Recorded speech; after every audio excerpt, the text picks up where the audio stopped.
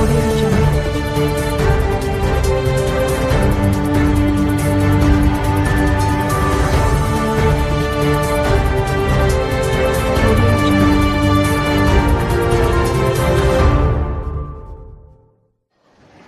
sore pemirsa, untuk beberapa menit ke depan Anda akan bersama kami di Institut Pariwisata Trisakti untuk melakukan liputan dan berita seputar IPT Trisakti. Sebelumnya perkenalkan, nama saya Gavin Skywalker dari Prodi Perhotelan. Dan saya Kirwan Karsres dari Prodi Usaha Perjalanan Wisata. Dan kami dan teman-teman saya akan melakukan wawancara dengan kakak-kakak yang ada di IPT. Untuk teman kami yang ada di lokasi, dipersilakan. Assalamualaikum warahmatullahi wabarakatuh. Kami dari kelompok Labuan Bajo akan menginterview dengan Kak siapa? Mohon maaf. Aku Yeremia Heksani. Ya, salam kenal Kak Yerik. Oke, untuk pertanyaan pertama dari View. Kakak, aku sebelumnya izin bertanya, mengapa kakak memilih masuk ke Institut Pariwisata Trisakti? Karena Institut Pariwisata Trisakti itu berakreditasi unggul, sama dia itu pariwisata yang paling baik, pokoknya adanya di Trisakti. Oke, selanjutnya dari sekian banyak prodi, mengapa Kak Yere memilih prodi tersebut? Aku sebelumnya dari perhotelan. Aku milih perhotelan itu karena aku suka banget masak. Jadi aku mikir kayak, aku kan hobi awal dari sekolah tuh aku suka banget masak. Terus kayak apa ya kira-kira pekerjaan yang gue bisa jalani sambil hobi. Ternyata kalau di perhotelan tuh kita bisa masak gitu sambil kerja. Terus kalau Kak Yere sendiri ikut UKM nggak? Kebetulan aku tuh bukan ikut UKM, jadi aku bantu kayak badan usaha punya kampus, Incube di atas. Jadi dia tuh usahanya kampus tapi dikelola langsung sama mahasiswa. Makasih ya Kak.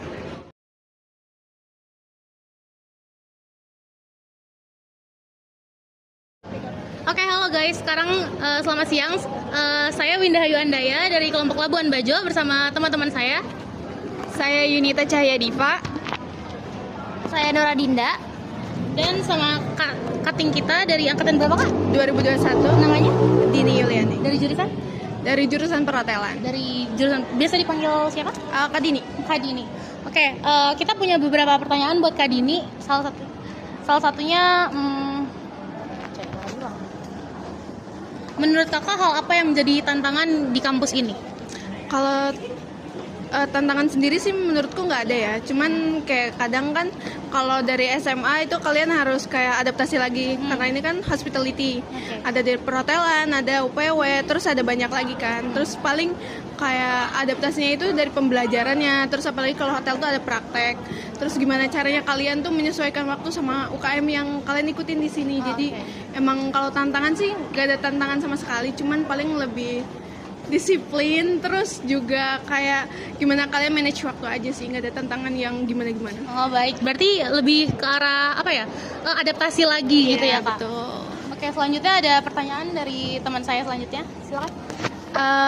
Aku mau tahu kakak ikut UKM apa dan kegiatan apa aja sih yang dilakuin di UKM tersebut? Aku kebetulan ikutan Trisakti Food Team juga, kebetulan dulu aku in charge juga di Incube. Dan kalau untuk di Trisakti Food Team sendiri kita itu ada latihan rutin. Di seminggu itu kita bisa ada 3 atau 2 kali latihan, tergantung dari kita ada waktu atau enggak. Itu kan juga menyesuaikan dengan semua anggota.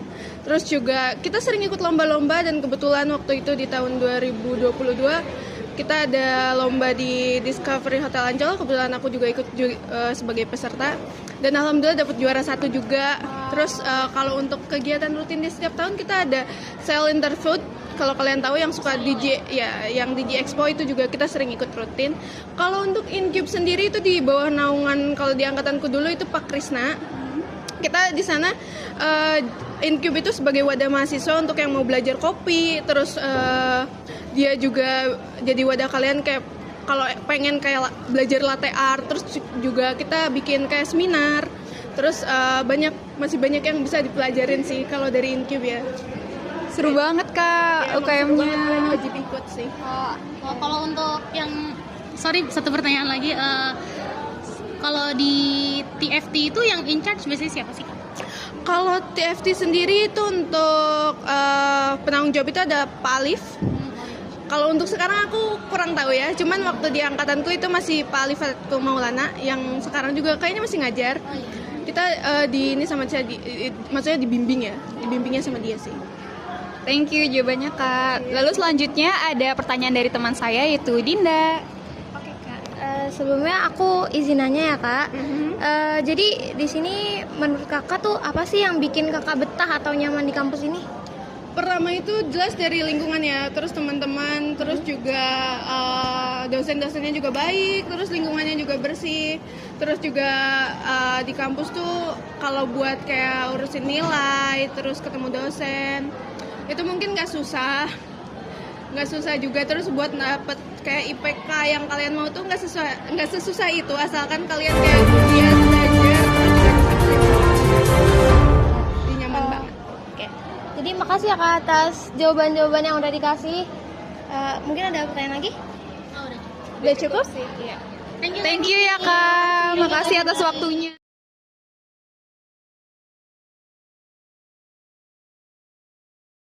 Halo, perkenalkan nama saya Gavin Skywalker. Saya dari Prodi Perhotelan dan saya dengan teman-teman saya, Syauki dan Rebecca ingin nanya ke kakaknya. Kak, mohon maaf Kak, mau nanya, namanya siapa ya Kak? Nama saya Raka Dimas Wisanggeni. Kak Dimas ya? Iya, saya dari jurusan S1 Pariwisata. Oke Kak, mau nanya nih, kenapa kakak mau milih jurusan pariwisata? Oke, saya jawab ya. Kenapa saya milih S1 Pariwisata? Karena yang pertama itu S1 Pariwisata itu ada di bidang saya. Karena saya pertama suka sama jalan-jalan. Yang kedua juga saya ingin nggak sekedar jalan-jalan aja, tapi juga saya ingin mengembangkan dari salah satu destinasi yang saya kunjungi. Oh, oke. Oke, itu jadi jawaban yang pertama dari Kak Dimas. Dan apa yang bikin kakak betah di IP Trisakti Kak? Oke, yang bikin saya betah itu yang pertama ya dari fasilitas. Dari fasilitas kita belajar itu sangat memadai, mulai dari meja, terus dari proyektor segala macam, lalu juga lingkungan yang sangat bersih, lalu juga ramah orang-orangnya, karena kita harus diterapkan selalu greeting kepada semua orang yang ada di kampus ini. Itu sih yang buat saya jadi betah. Terima kasih ya Kak. Iya, sama-sama. Kakak tentunya kan udah pasti ada kegiatan-kegiatan lain di luar nih. Gimana ya kakak caranya untuk membahagi waktu dari kegiatan UKM, kegiatan di luar kuliah juga? Oke, jadi semua itu udah saya pikirkan dulu sebelum kita mengambil UKM tersebut. Contohnya misalkan ada UKM di hari Senin, tapi saya juga punya kegiatan juga di hari Senin juga. Di situ saya juga akan memanage waktu saya ketika sorenya ingin UKM, kita di siang hari itu kita udah harus persiapin dulu apa yang udah sebenarnya kita harus kerjain. Contohnya kayak misalkan di hari Senin itu saya ada acara ini misalkan sebutlah acara A. Kita selesaiin dulu acaranya, setelah itu baru kita lanjut lagi di acara sorenya, supaya kita harus profesional juga sama manage waktu gitu. Kayak gitu. Oke, sekian dari Kak Dimas ya Kak Dimas. Iya. Yes, itulah jawaban dari Kak Dimas. Bang, mohon maaf. Assalamualaikum warahmatullahi wabarakatuh.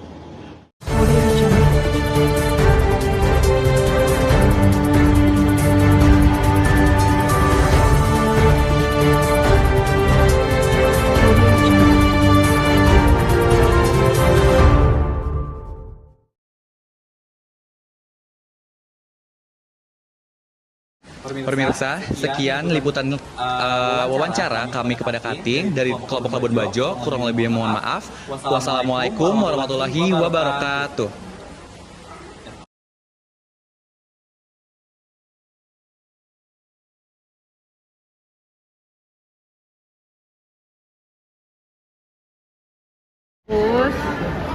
Ini setan. Tinggal terlihat. Silakan lewat. Ini ada orang lewat, guys. Ih, rame pol. Rame pol. Ada Gavin yang sakit. Kalau kita masuk nggak? Masuk. Enak banget ngomong tiang listrik. Ketinggian. Ini tuh kakinya bener-bener panjang, guys. Lihat. Sini. Lu malah showcase sinematik, gua. udah. Udah. Ih, lo-soan banget lo masuk kacamata. Tanggapan Anda untuk tugas hari ini? Udah ya, oke.